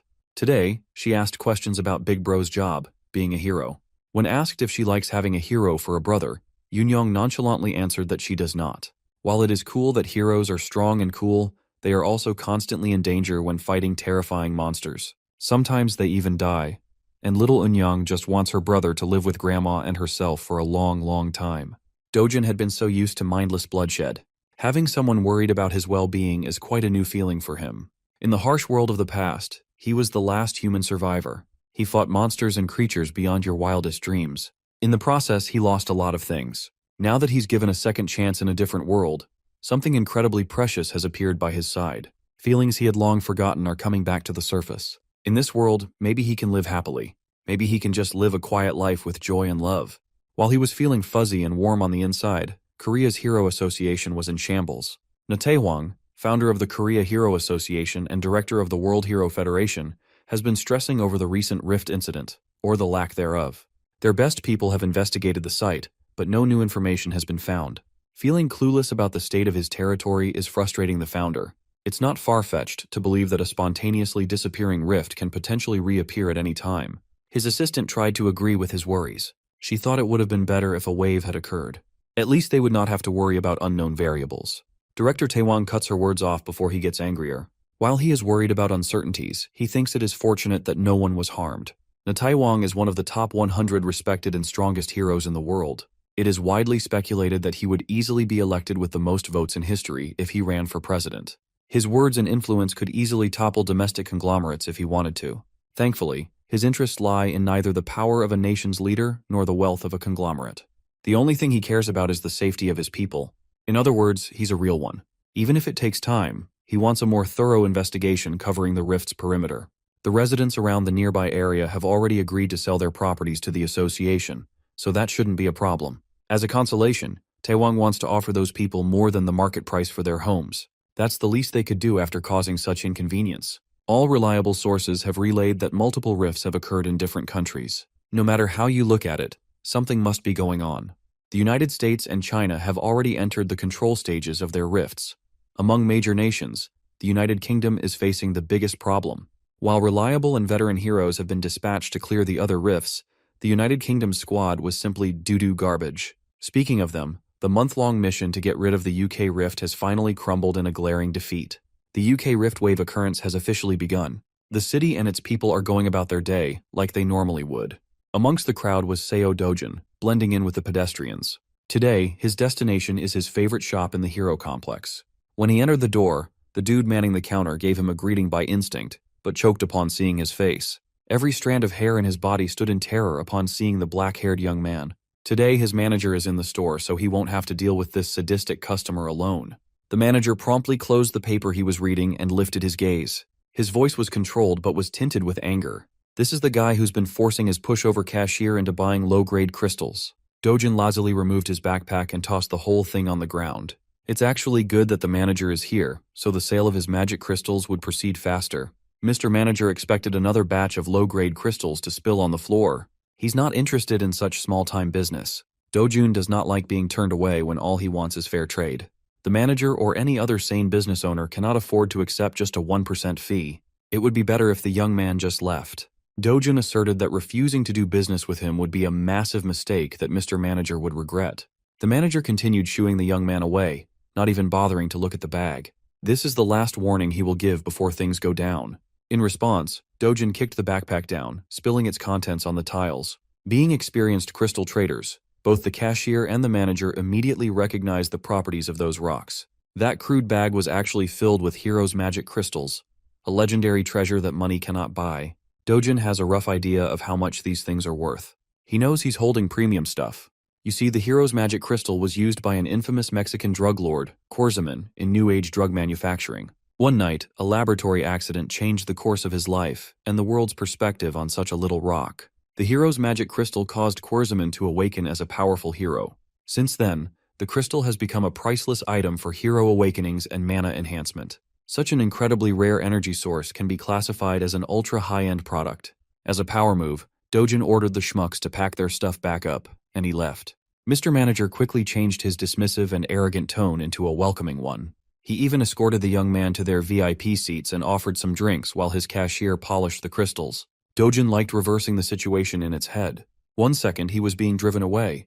The next, he was sipping on some iced beverage. His opening demand was full price with a 0.5% commission. As soon as the manager expressed a sign of balking, he threatened to pull the deal. In prior trades, Dojin agreed to 1%. Now he's lowering that already abysmal rate even lower. Frankly, he's just doing that out of annoyance. In response, the manager lowered his head and tried to give the sincerest apology he could muster. Well, Dojin is tired of hearing empty apologies. They can either accept his rate or he'll take his business elsewhere. It's that simple. At the counter, the cashier is inwardly cursing Dojin for being such a rude prick. Seeing that his acting wouldn't convince the kid to give him a bigger cut, the manager locked in and gave a lengthy lecture about magic crystal markets and pricing. Dojin doesn't have time to listen to such long-winded yapping, though. He finished his drink and got up from his seat, making the manager panic. Feeling the deal of a lifetime slipping away from his fingers, the manager offered a 9% commission. It did not work, so he proposed 8%. This continued from 8 to 7, 6, and 5. In this range, his shop won't be making any profit at all. While the manager is in the pits of despair, Seo Dojin pounces and agrees to settle for 1% out of respect for their past dealings. Inwardly, the manager wanted to scream and curse the blatant extortionist. He just can't bear to let go of the product. The next words that came out of Dojin's mouth nearly made the manager piss his pants in excitement. Aside from the one he brought today, he has about 7 more bags of those priceless crystals. With that being said, the contract was quickly produced and signed. After a few minutes of officiating the deal, 67 billion won entered Seo Dojin's bank account. That's about $48 million. At this rate, his 110 billion won house doesn't seem so far off. The problem is that getting more high-grade magic crystals through normal gates is a time sink. If he could find a way to freely travel through rift zones, he could easily farm treasures like a madman. While looking at his phone screen, an administrative message was sent out to everyone in the country. The wave outbreak in the southern region of the United Kingdom had been finally announced to the general public. In the meantime, everyone is banned from traveling to the UK. After reading about a real problem in the real world, Dojin lost interest in messing with the manager of the shop. In the past, no matter the country or which association was involved, he might have intervened to seal the rift himself. But he's not that guy anymore. He has more fulfilling matters to attend to. Tonight, dinner is on Dojin, and they are getting expensive meat. Little Yunyong's mouth watered at the sight of pork and beef marbling over the grill. The expensive meat and succulent side dishes just kept on coming to the table. Worried that they were spending too much given the price tag on the menu, Grandma slowed down and asked her grandson if this was okay. 250,000 won for 100 grams is pretty steep. Dojin dismissed her worries right away. After making a killing with his crystal harvest, they could eat as much as they wanted, and it wouldn't even make a dent in his bank account. Yunyong's first bite made her fall in love with the taste of the wildly luxurious beef. Dojin continued adding more and more to the grill as Grandma watched in apprehension. Hell, there's another package of fresh ribs, prime ribeye, strip loin, and skirt meat coming to the table soon. At this point, the scale is just ridiculous. How could 2.5 people even finish that much food? Well, Grandma is underestimating the appetite of a protagonist. To knock her out of her worries, little Yunyong convinced Grandma to give the expensive stuff a try. Unable to refuse the offer of her sweet girl, Grandma caved. One bite of that expensive meat was all it took for all her worries to dissipate into nothing. Afterward, the happy family enjoyed their extravagant dinner filled with smiles and laughter. Unbeknownst to Dojin, an attention-grabbing young woman just entered the restaurant. The necks of the other guests almost broke wherever she passed by. The woman made a beeline towards Seo Dojin and decisively called his attention. She just wanted to talk with him for a moment. Nothing more, nothing less. Before she could elaborate on her reason, Dojin cut her off for interrupting his family's dinner. If she wants to say something to him, she should come back when the fricking meal is over. Hyun Ju-yeon pulled out the name card, hoping that the young man would change his tone upon her name. Much to his dismay, Dojin just kept on grilling and eating meat, disregarding her presence altogether. And so, the renowned S-rank hunter swallowed her pride and patiently sat in the restaurant's waiting room. With a star like her sitting within normal people's vicinity, she naturally became the center of attention. Men and women kept stealing glances at the woman standing at the pinnacle of heroism. She's not only fourth in the national rankings for S-class heroes, but most people would also even place her within the top 10 most beautiful heroes in the world list. Every civilian around was asking the same thing in their minds. Who the hell is making Hyun Ju-yeon wait? Ignoring the blatant whispers around her, Ju-yeon recalled the brief interaction she had just a few minutes ago. As far as she knows, Seo Dojin entered his first gate 2 months ago. He made it out alive and is now under suspicion of becoming awakened. He was widely believed to have died in the recent Mapo Rift incident, but here he is, alive and eating with his family. Aside from all the details that don't seem to make sense, a single sharp look from the young man had an S-ranker like Juyan on edge. A newly awakened guy cannot possibly reach S-rank in under 2 months, right? Even the oil tycoon Kafmor, who spent his wealth on magic stones, took about 5 months to reach the peak. Rationalizing what she felt, Juyan reckoned that Dojin must have some kind of unknown special ability. Finally, Dojin, Grandma, and little Yunyang have filled out with their bellies full and their mood lifted. Near the exit, Juyan walked over to finally have a conversation with the mysterious young man. Before she could open her mouth to speak, another party sauntered into the restaurant with an air of superiority. Dojin's eyes turned sharper than usual at the sight of the man. This skeevy-looking bastard did not expect to see Seo Dojin alive and kicking after their excursion in one of the deadly gates, the lunatic Kang Chilwoo. He's actually quite amused by Dojin's cockroach-like resilience. Even Juyan seemed to recognize the troublemaker in a single glance. In the middle of the restaurant, tensions rose as silence filled the air. Dojin chose to ignore the bastard's shallow insults and called Juyan over. Chilwoo was taken aback to see an S-rank hero speaking with the cockroach. Dojin requested that she take care of his family for a little bit. All she has to do is flag a taxi so they can ride away and go home. It would be more convenient if they were far away while he collects an overdue debt with a mongrel. Thankfully, Hyunjuyan is a very reasonable young woman. She did what Dojin asked and assured Grandma and the little girl that everything would be fine. She waved at them goodbye, but their concern was evident. Juyan awkwardly stood there as the taxi departed. As soon as they sped away from the restaurant, a resounding and crisp sound of slapping echoed inside the establishment. With his loved ones out of the picture, Dojin can finally drop the PG act and slap a bitch. He moved so fast that Chilwoo did not even see his swing. He only felt the stinging pain in his cheek. Embarrassed by such a humiliating attack, Chilwoo gritted his teeth and charged forth to retaliate. One of the servers tried to break the fight up, fearful that the Awakeners might destroy the whole restaurant if the conflict escalated further. Her reasonable request was met with unreasonable violence. Fortunately, she wasn't harmed too badly. Seo Dojun calmly told everyone to get out and clear the room for their safety. Chilwoo is really easy to trigger. He's a muscle-brained idiot who can't even think of good trash talk. For that, he was punished with another strike to the face. He was completely caught off guard, feeling a knuckle make contact with his head. Kang Cheolwoo is the bastard who locked the original Seo Dojin in a gate, leaving him for dead. Even though he was not the one personally slighted, our MC still harbors a deep resentment for this fuckface, and he wants to talk. Cheolwoo, the goblin-looking goon, snickered as he brought up how that evil stepmother of Dojin's made the whole thing happen. Seeing that extracting info from this idiot was a lot easier than he thought, Dojin pulled his phone out and pressed the record button on the video app. He just needs a clear and concise recording of the confession, and his life will be a lot simpler in the future. Once again, Cheolwoo was insulted by his nonchalance. He gathered power in his fist, called Dojin's mother a whore, and attacked with unmatched intensity. He intends to finish the job that he failed. He wants to kill Seo Dojin once and for all. Unfortunately for the big goon, his primitive attacks are no match against the expert manipulation of Chi. Dojin met the violent punch with a soft touch and sent the enemy's fist flying as though it just hit an impenetrable bouncy barrier. Kang Cheolwoo had never experienced something like this before. Normally, he would just brute force his way through anything and everything to kill. Now it seems like he's going up against someone far beyond what he can comprehend with his tiny little pea brain. Suddenly, he was pushed off his feet. Dojin followed his body's trajectory like a hunter playing with his prey. Sounds of fists cracking a skull echoed throughout the restaurant as the server from earlier tried her hardest to dial the police. Before she could press the call button, a dainty hand pulled the phone away. With a bright smile, Hyun Ju-yeon assured the server that she would take care of everything, so there was no need to involve the authorities. The server was just glad to see a comforting face in the middle of her breakdown. Slaps, scratches, and punches landed throughout Kang Cheolwoo's body, not giving him any chance to catch his breath. As far as Ju-yeon knows, this lowlife is a B-rank hero. With that rank, there are not many people who could beat him up so helplessly. Based on this beatdown, Dojin might be classified as an A rank.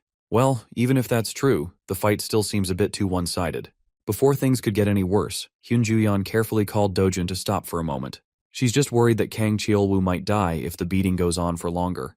Deciding to listen to her words, he dropped the goblin goon's limp body on the ground and wiped his hands. Seeing as there's clearly some vendetta between the two, Ju-yeon asked the young man how much he knows about Kang Cheolwoo. Dojin might not know the whole picture, but he knows enough about the bastard to exact vengeance. Hyun Ju-yeon warned him that this piece of dirt, Kang Cheolwoo, is connected to Kang Young-pyo, an S-rank hero. Well, Dojin already knew that fact, and he didn't see any problems. Ju-yeon had never met anyone so reckless and insane. This dude doesn't even care about whatever consequences he might face at the hands of an S-ranker. Hyun Ju-yeon elaborated that Kang Youngpyo is very protective of his delinquent cousin. This restaurant incident will surely reach the ears of that powerhouse. When that happens, blood will be spilled. Dojin scoffed at Ju-yeon's worries. He's the last person who would be afraid of some hotshot S-ranker. More than the problems for the future, he's more annoyed at the fact that Ju-yeon knows so much about his life. Now that the Goblin Goon is down, Dojin's enmity has transferred to the nosy S-ranker. Face to face, the feral young man stared her down. Hyun Ju-yeon was not a pushover by any means. She won't cave from a simple, intimidating eye contact. Changing the subject, she apologized for the sudden visit and brought up her agenda. She was just asked by her uncle to come by and talk. After she found out about the bag of Hero's magic crystals he sold off, Ju-yeon wanted to get her hands on the rest. She is willing to buy every piece he has, no matter the price. Dojin warned her that it won't be cheap. He has a lot of precious treasures stockpiled after all.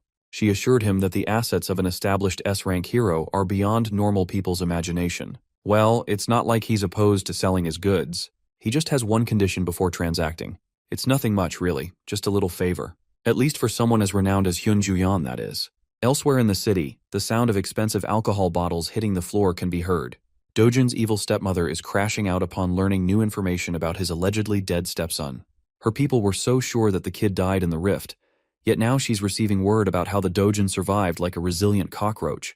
Press F for bald man here. Having a boss like her can't possibly be fun. You can't blame him for the misinformation.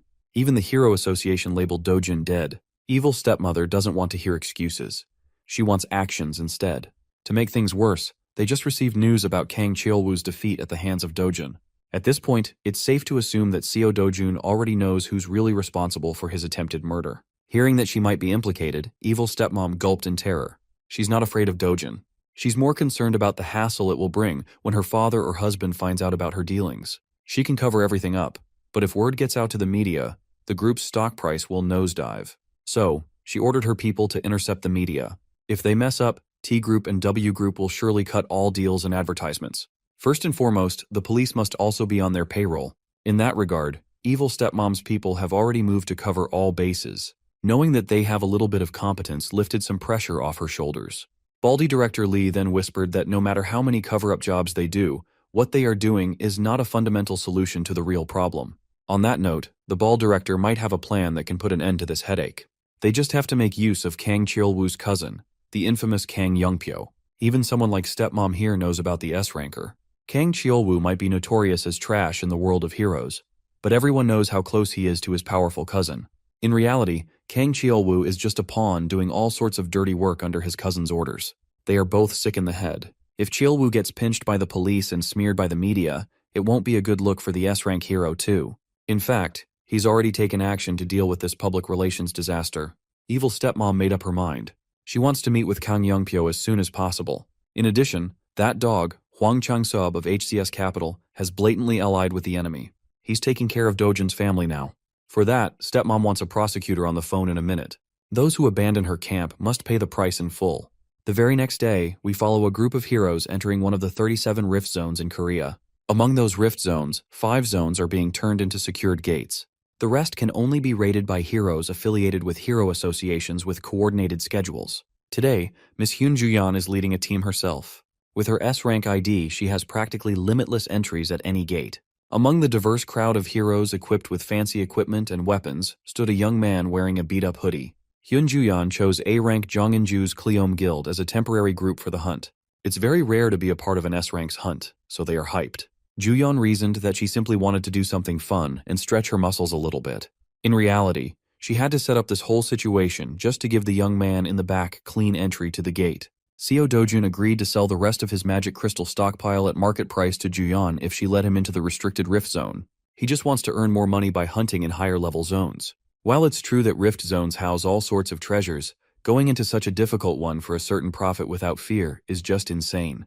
Well, she doesn't really care either way. She just needs to get her hands on those hero magic crystals. After a few minutes of traversing a dark tunnel, the group finally came out of the other side to a brightly wooded area. Unable to rear her curiosity, Inju started bugging Ju-yeon about the real identity of the young man shadowing their party. Ju-yeon just introduced Dojin as someone she knows, but no one is buying that half-assed answer. Inju speculated that he might be Queen Ju-yeon's boyfriend.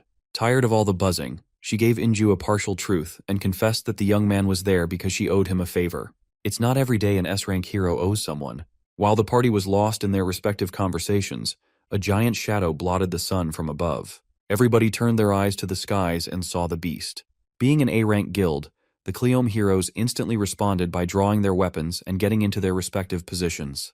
The first encounter was none other than the fearsome cockatrice. Like the expert raider that she is, Juyeon took charge and barked clear and concise orders.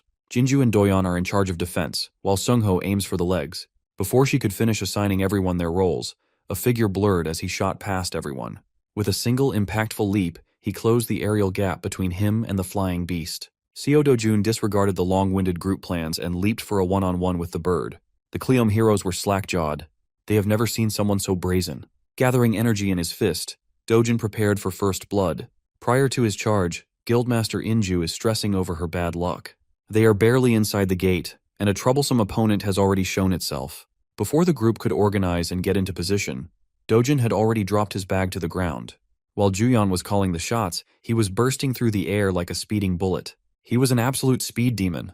In one jump, he neutralized the bird's aerial advantage. Up in the skies, he took control of the field without a problem. His fiery energy was thick and burning. The overgrown chicken did not have the speed or reaction time to block the incoming attack. As a result, it was forced to eat a full-powered punch to the beak. The bird is on the ground, and the human is up in the clouds. It was quite a poetic reversal. Dojun landed in front of the group. He did not even break a single bead of sweat. The cockatrice is on the verge of death, the mark of his fist visible on the side of his face. The Cleome Guild people stood dumbfounded alongside their S-rank carry. They bore witness to the brutality of what happened next. Dojun lifted his leg and started stomping on the bird's head until it was reduced to meat paste. It might seem too much, but killing a cockatrice requires a lot of force. With every stomp and kick, the sound of skull cracking and blood spurting mortified the group. Now Inju is really curious as to who that guy is. In all honesty, Juyeon wasn't really sure herself. All she knows is that Seo Dojun is a really strong human. Well, calling him simply strong is a huge understatement. There are only a select few heroes who can do what Dojun just did. Killing a cockatrice in one blow is no ordinary feat. Juyeon downplayed the achievement by bringing up her sister. That woman belongs to that elite list of outstanding heroes. Still, Inju can't just get over the fact that a hidden powerhouse is among them. She watched the entire sequence and was in awe the whole time. Juyeon took note of the young man's monstrous power and decisiveness, her curiosity deepening. She turned to Inju with an impromptu change of plans. For now, she wants to go to the center with Dojun, leaving the rest of the group on the outskirts. Juyeon carefully approached the young man, expertly carving the cockatrice's corpse for loot. Before she could speak, he preemptively asserted that he wouldn't share loot with people who contributed nothing to the kill.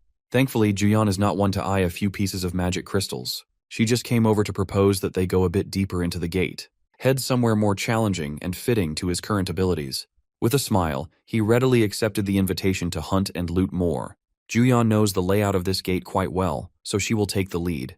All Dojun has to do is follow closely so he won't get lost. Without warning, she sped off into the distance, her speed causing a sonic boom. Dojun calmly watched as her figure vanished into the horizon. After slinging his bag to his back, he took a running pose, storing energy in his muscles. With an instant first step, he kicked an explosion that almost blew the Cleome Guild heroes away. Inju reckoned that if Juyeon is a bullet, then that man moves like light itself. Left by the two powerhouses, the miscellaneous heroes turned to their guild leader for their new plan. Of course, trying to follow those two ahead is utterly impossible.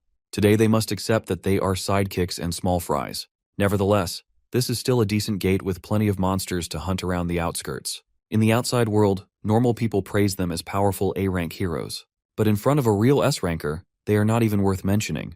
Juyeon and that man are leagues above the entire force of Cleome Guild. Speaking of those two, their race across the woods is proceeding hastily. While maintaining breakneck speeds without much effort, Juyeon kept on checking her flank for signs of Dojun. Upon seeing no signs of the guy, she started softening up and thinking that she might have overdone the initial run. While she was thinking of slowing down, Dojun suddenly appeared by her side, asking if they could go a little faster. Juyeon's concentration broke and she almost tripped over. She had never experienced something like this before. Someone can actually keep up with her in terms of racing. When it comes to speed, she's in the top 2 in the nation. But that list might need to be updated, given how Dojun is making her eat dust. A few moments later, he made a stop to tease her for being slower than expected when she was clearly running to flex her speed. While the S-ranker caught her breath, Dojun turned his eyes onto the view on the horizon. In front of them was a massive mountain range touching the heavens. When asked what was hiding inside that rocky range, Juyeon's expression turned solemn. That place is the lair of the Thrift's boss monster, the Caesarian. You see, this so-called Caesarian is a giant 20-meter monster resembling the draconian wyvern. Juyeon doesn't even want to entertain the idea of subjugating that beast. You typically need at least 3 combat-oriented S-rank heroes to even stand a chance against such a monster. One thing Dojin knows about Caesarian is that it has a chance to drop the imaginary grade magic crystal, a treasure just below the highest grade possible. Since such an enticing reward is waiting for him, he won't let it slip through his fingers. Obviously, Juyeon is opposed to such a reckless idea. Well, Seo Dojin is fighting that draconic bastard with or without her. Juyeon watched as he fearlessly sped up, aiming to scale the mountains to slay the beast. She felt as though she did not have a choice but to follow him into insanity. Something grim awaits the duo inside the boss monster's lair. Bursting with unfathomable confidence to take down a beast that easily gives 3 S-rank heroes trouble, it really shakes Juyeon to her core. Do you know what's even more shocking? When she arrives at the site, she finds the same creature, the Caesarian, dead at her feet. The fight's already over, and she has absolutely no idea what the hell went down. Our boy casually plucks his knife from the creature's corpse, leaving her at a loss for words. Juyeon reflects her shock. The creature he just downed isn't just any boss monster. On that note, she talks about a prominent hero known as Park Hae-il who fostered a reputation for hunting down monsters like the Caesarians. Though he's an S-rank himself, the first time he went to hunt down the Caesarian, he was cautious enough to take 30 A-rank heroes along with him. And yet, even with all those precautions, the A-rank heroes didn't make the cut and were all slaughtered in the attempt. Park Hae-il was the only known survivor of the group who clung to the edge of his life by the end of the boss fight. From that moment onwards, the guy decided to rematch with the same monster. Only this time he was armed with 1 more S-rank and 100 A-rank heroes behind him. It's practically a small army at that point. The fight was brutal. They focused on piercing the creature's wings and negating its flight. The Caesarian of the time was then overwhelmed by a barrage of attacks from the heroes. This actually reminds me of the whole 100 men versus 1 gorilla debate that has been going around lately. My money is on the men, by the way, and the same is the outcome for the fight with the Caesarian, who ended up getting defeated. Despite this, only a handful of heroes remained from that battle. The rest? Butchered by the beast's wrath. The damages they incurred that day were so prominent that Hae-il's guild, the Sweet Life, has yet to recover from it 3 years after the event.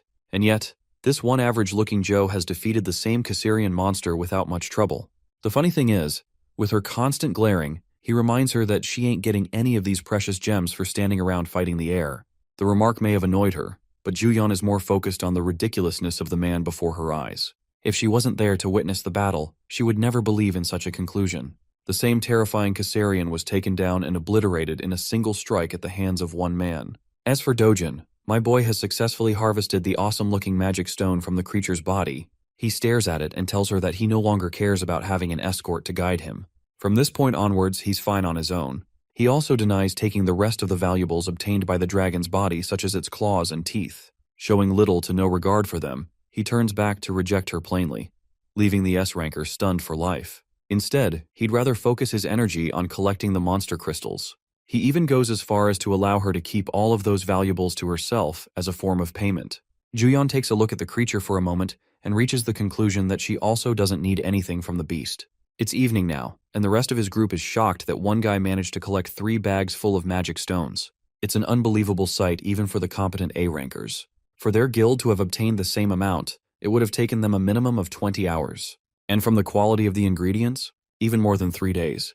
It begs the question about the man's identity, and they're all staring down at Juyeon, who brought him along in the first place, and yet appears just as confused as them.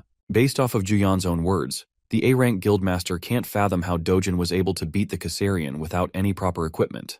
With this accomplishment alone, he stands at the top of the hero ranks in Korea, unparalleled in his might. They really just said our boy is built differently. The A-ranker even thinks that he might be the strongest in the entire world at his level. It amazes her. Speaking of the guy, an exhausted Dojin returns with more bags on him. With just 1 day of hunting, he's already collected so much stuff. At this point, the group is starting to think that no one will believe them if they reported this to the outside world. Dojin's godlike power is the definition of insanity to accept. Speaking of which, they're explicitly told not to drop a word of what happened here today in the outside world, something they have to ultimately accept. The gorgeous S-ranker walks up to our boy and talks about a bunch of things. From a distance, it looks like they're a couple who is flirting with each other. But that's only in the eyes of their group mates. I guess they're trying to convince themselves that this is the start of a ship. They also think that he's the only guy in the world who looks like a proper fit for Juyeon, especially considering their monstrous strength. The funny thing is how the A-rank guildmaster quickly realizes that these guys aren't the perfect couple she envisioned them to be. Instead, it seems like they're having an argument from the looks on their faces. She can't believe that there's a guy in the world with the ability to talk down to Juyeon of all people. The shocking thing is how Dojun hands her a bag and leaves quietly without saying another word. It astonishes the guildmaster even more. As for the state of the backpacks and the contents inside he collected, Juyeon states his own words. Turns out that Dojun fears the possibility that he'll become an overnight celebrity if the outside world learns that he killed the Caesarian. Since that is a clear issue for him, he drops the responsibility of it upon her shoulders. Hearing his decision, it leaves the both of them baffled for words. But the irony in all of this is that the law of manifestation ends up turning true, and Juyeon gives birth to a curiosity to explore more about this mysterious young man. Girl is in love. Over to a different location, we get to explore more about the famous S-ranker mentioned earlier as Yahello. He's out here going beast mode on his punching bag. His assistant is in awe of his training because it seems like he's bursting out in rage. As mentioned before, he's the guildmaster of Sweet Life. The assistant helps him calm down, reminding him that a little bit of endurance will help him go a long way in these difficult times. Even the guildmaster agrees with that idea, believing that those who underestimate him will eventually suffer his wrath. And before long, there will come a time where everyone will be admiring his strength as the most powerful guildmaster. His assistant goes on to bring up Yahello's streak of hunting down Caesarians, which sets him apart from others, even going as far as to say that his name will be etched in the history books as the hero who defeated the Caesarian with the smallest squad. The funny thing is, that title will never be overtaken from Dojin by anyone unless Stephen Hawking steps out of the grave and pulls a miracle. The guildmaster shares his enthusiasm with the assistant, going on and on about his own achievements. At the same time, their guild has been suffering major losses compared to what it was 3 years back. And yet, the only thing that gives him a smile is the knowledge that he's the only one capable of best defeating the Caesarian, a fact seconded by his one-eyed servant. On topic of discussing high-ranking heroes, the scene switches to Kang Youngpyo's office, who is currently reading a report on Dojun's eventful evening with Cheolwoo and how he annihilated Youngpyo's cousin. Even though Cheolwoo's intentions were to lock the guy inside the gate and trap him for good, a plot twist happened, resulting in an awakening. Also, the client that has tasked them to take down Dojun is actually the executive director Hong Hee-ju, who is basically at the top of the wealthiest people in Korea. It doesn't make sense for her to single out a person as her target in front of Youngpyo's eyes. That's until he learns that Dojun is actually her stepson. Though the boy was welcomed into their family at the age of 7, the moment Hee-ju's biological child stepped into the world, Dojun was kicked out of the family. This fact makes Youngpyo amused as he points out that not even being wealthy can save you from being kicked out. Discussing the payment for the hit, he learns that they're being given 3 billion won for the job, which is tiny in front of him. And then there's the fact that Cheolwoo finds himself at the edge of his own life from his battle against Dojun, suffering numerous burns and bruises. What's even worse is that he completely lost his sight and has become a cripple for life too. It only adds to the ruthlessness of Dojun's measures, to the point even a guy like Youngpyo has to acknowledge his actions. And yet, Youngpyo takes delight in the fact that he would have made sure to chop his limbs off on top of smashing his skull. At first glance, you guys probably were thinking that he's saner than his cousin, but now it's clear why he's even worse. While discussing the scene of their battle, it is brought up that Juyeon was also there and allegedly helped out Dojun in some way. This actually surprises him and he probes for more information about the situation. He doesn't get what's so special about Dojun. Unfortunately, not even his assistant knows anything specific about the meeting between the two as the case was quietly shut down. Pissed the fudge off, Youngpyo grabs his servant and roars at him to do whatever he can to uncover the status of their relationship, suspecting that they may have formed a deal of some kind. The assistant, completely devastated by his reaction, runs away to investigate right at once. Youngpyo is left with a temper tantrum smashing things around, reflecting that Hee-ju's men will come looking for him to fulfill the job that his cousin failed to do. At the same time, he's more than happy to take on the job from her. After all, she's a wealthy woman with Andrew Tate's level of money, so it won't be an issue for the greedy scumbag. And now for the scene with our boy, who is returning home after the raid. From today's experience, he's more than glad to have spent his time in a rift rather than a gate for proper hunting. It also complicates things because he might have to form a long relationship with Juyeon to ensure he stays on the low. Recalling their conversation, she straight up told him that people will become wary of her and ask around for the identity of the person who killed the Caesarian. Revealing them means inviting a lot of trouble. So for now, her plan was to store the valuables. And if he does want to become famous, she can happily reveal their existence to the world. In response, Bro chucked the bag to her to keep all the good stuff. It also means he's got to look for another method to go on and enter the rift zones, because relying on Juyan creates trouble for her. Still, tonight's sleep will be a good one as he'll get to rest in a luxurious house that Changseob arranged for him. But as he steps foot inside the house, he is alarmed by the many shoes right outside. This means some unexpected guests have arrived. Entering the room, he sees a bunch of suited men and their boss having a conversation with his loved ones.